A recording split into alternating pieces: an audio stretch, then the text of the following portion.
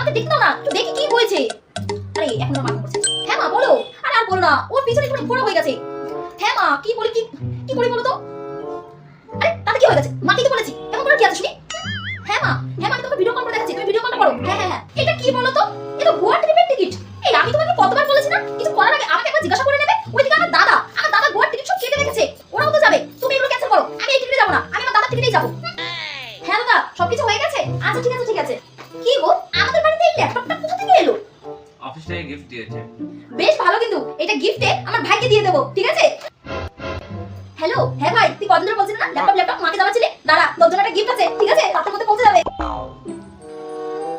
চলো না দুজনে একটু কাশ্মীর থেকে ঘুরে আসি, যা গরম পড়েছে।